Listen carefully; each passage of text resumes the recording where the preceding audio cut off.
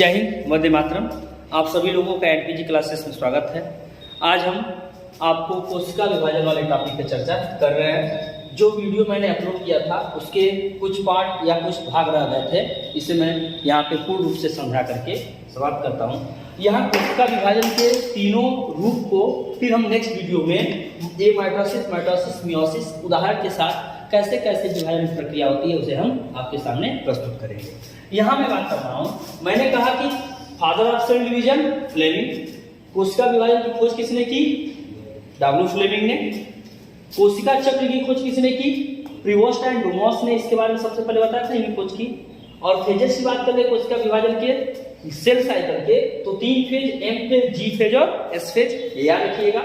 ये टाइमिंग की बेसिस पे भी एक्सप्लेनेशन बताए गए हैं। सबसे बड़ा फेज जो होता है वो इंटरफेज होता है, और मियोसिस के रूप में देखा जाए कोशिका विभाजन जो होता है उस दौरान सबसे बड़ा फेज जो होता है वो प्रोफेज होता है, जो पिछले वीडियो में मैंने आपसे डिस्कस किया हुआ है।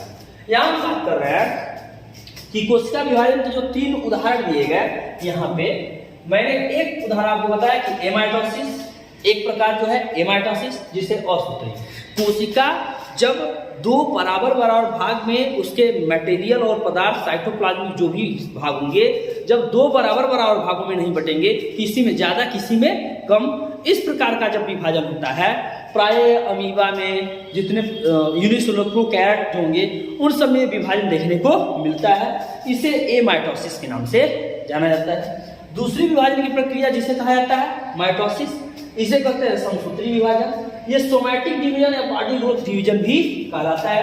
ये सभी जीवधारी में, चाहे वो पौधा हो चाहे मनुष्य हो, कोई भी हो, उनमें ये माइटोसिस देखने को मिलता है। प्रायः माइटोसिस और मियोसिस की बात करते हैं, याद रखिएगा।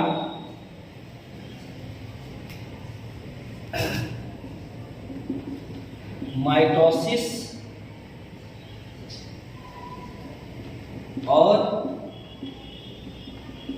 मियोसिस सभी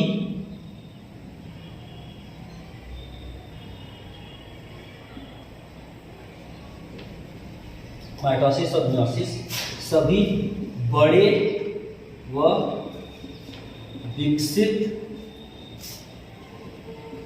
जीवधारी पेड़ पौधों तथा यूकैरियोट्स द्वारा व्यक्त होता है। अब मियोसिस की बात कर रहे हैं। मियोसिस को गैमेटोजेनिक डिवीजन के नाम से जानते हैं। इसे गैमेटोजेनिक डिवीजन कहा जाता है। इसमें सेक्स सेल्स जो होते हैं वो बनते हैं। जैसे सेक्स सेल्स की बात करते हैं, यानी गैमेट्स। तो गैमेट के विभाजन की, यहाँ गैमेट के निर्माण की प्रक्रिया होती है, इसलिए इसे गैमेटोजेनिक डिवीजन करते हैं। और असूत्री विभाजन में गुणसूत्रों की संख्या जो अगर 2n होती है, तो विभाजन के बाद जो कोशिका बनती है वो n होती है, यानी गुणसूत्रों की संख्या आधी हो जाती है। इसलिए इस प्रकार के विभाजन को असूत्री विभाजन कहते हैं। यहाँ पे आई होप आपको मेरी बातें समझ में आई होंगी।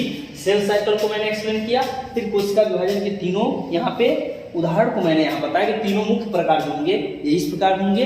और नेक्स्ट वीडियो में एमाइटोसिस, माइटोसिस और मियोसिस के सभी फेजेज, उनमें होने वाले जो प्रक्रियाएं होती है, कैसे कैसे विभाजन में चेंजेस देखने को मिलेंगे, कैसे विभाजन होगा, उन सारे बातों पर हम अगले वीडियो में चर्चा करेंगे। आज के लिए बस इतना ही।